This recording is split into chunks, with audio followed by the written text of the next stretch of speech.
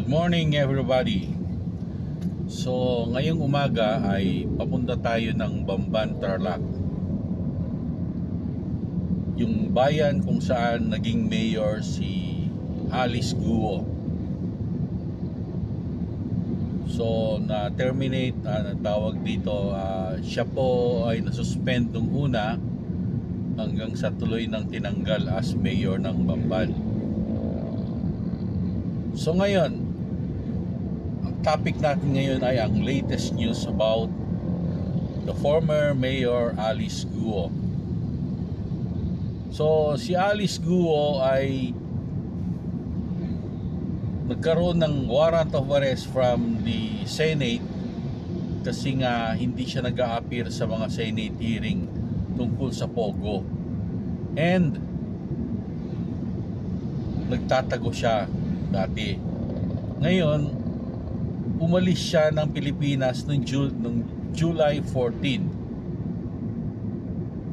papuntang Indonesia, pero yung trace ng records niya ay doon siya nag-land sa Kuala Lumpur sa Malaysia.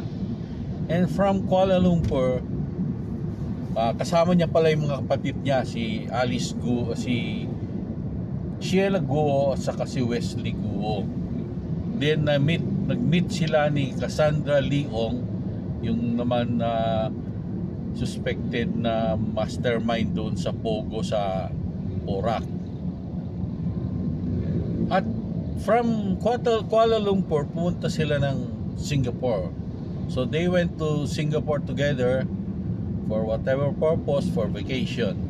And after some time there, about more than 2 weeks, pumunta sila ng Batam, Indonesia.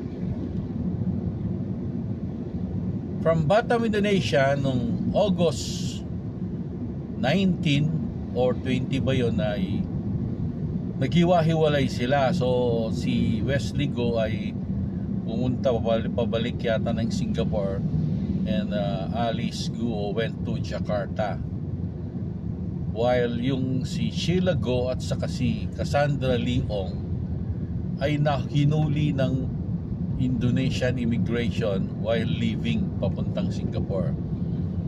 So now Cassandra Leong and Sheila Guo are detained in the Philippines. Si Sheila is detained at the Senate, while Cassie is detained at the House of Representatives.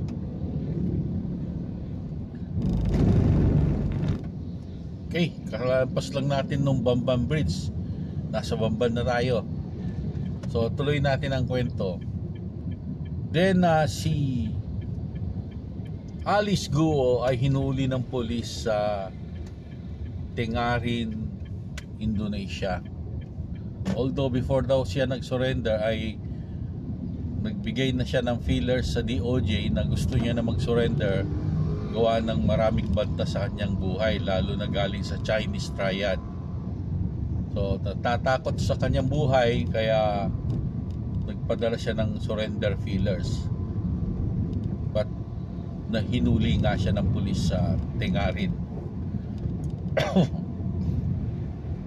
And just last night, midnight, nakarating na si Alice Guo. Sinundo siya ng mga NBI, DILG, BI, PNP sa Indonesia, at siya ay nakarating sa Pilipinas last night through a private jet.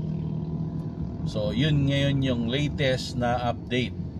So today magkakaroon ng Senate hearing at mag-a-appear, ihaharap si Alice Guo. So yun ang pinaka ngayong araw, aside from syempre maulan na naman. Kita nyo naman yung dilim ng paligid, oh. Walang tigil ang ulan since 3 days ago. Pang-4 na araw na ngayon, pang-5 yata. Nung Monday hindi pa gaanong maulan, pero pagdating na ng hapon, ng Monday ng hapon hanggang Tuesday, Wednesday, Thursday, hanggang ngayon, grabe ang ulan at marami ng lubog sa Maynila. Sabi nga dahil daw ito sa kumanta si Chloe San Jose sa ASAP, kaya daw ganito ang nangyari. Joke lang yun, pero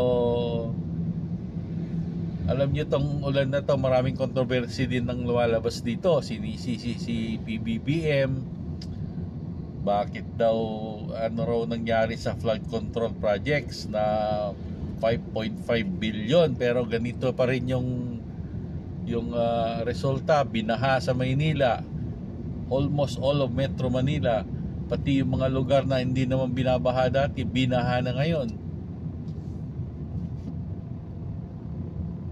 Sabi ko nga in a joke na kasi kasalanan niya ni PBBM dahil hindi niya masyadong minanage sa Pag-asa, kaya nakapasok ang Typhoon Enteng, Karina Enteng, saka ngayon Habagat. Sabi ko, kasalanan niya ni PBBM, ba't nila pinapasok? Sabi ko nga, palitan na yung Pag-asa ng mga security guard para hindi makapasok ang mga bagyo saka Habagat. Pero guys, sa totoo lang, yung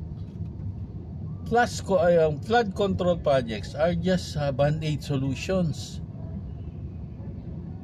Kumbaga, reactive na yon. Ang proactive measure dapat ay yung bantayan nila yung deforestation saka yung paglalapastangan sa Sierra Madre Mountains ba. Pag umakyat kayo ng halimbawa Tanay, Antipolo, basta yung mabundok na area ng Sierra Madre, kung saan kami naglalaro dati sa Scout Ranger sa 2nd Infantry Division. Alam nyo, ngayon nakakalbo na yung Sierra Madre Mountain sa Bandaron. Dati mga virgin forest yun. Ang daming quarry doon, ang daming resorts, saka ang daming nagsusulputan ng mga subdivision.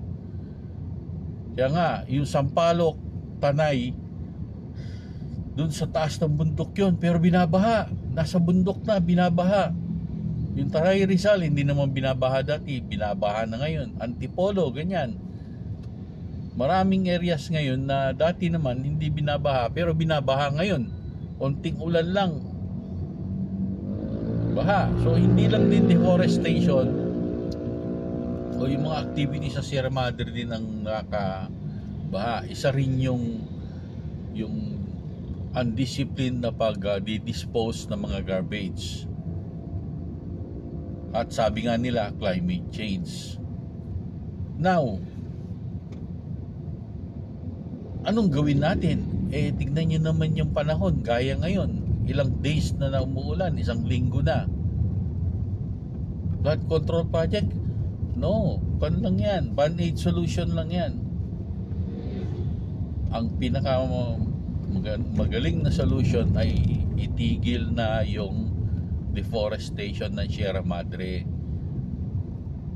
Tigil na yung illegal logging dyan, quarrying, magpapatayo ng mga resort, mga subdivision.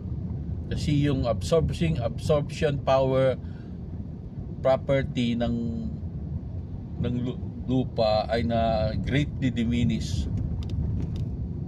dahil sa mga activities na yan. So sabi nga ni JFK,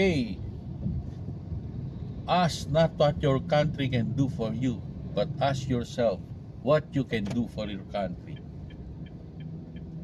At saka sa Bible din, sabi, your foolishness will go back to your body. Ayan na nga, nangyayari. Ang kalokohan natin sa Sierra Madre Mountain, ginagawa sa Sierra Madre Mountain ngayon. Kawawa ang taong bayan. Laging baha. So that's it guys. Sana may naibigay akong konting lesson sa atin lahat para makatulong tayo sa bayan. Saka yung news ko rin tungkol kay Alice Guo. Bantayan natin ngayong araw na to, maraming news yan sigurado dahil may Senate hearing mamaya. So maraming salamat guys, God bless us all.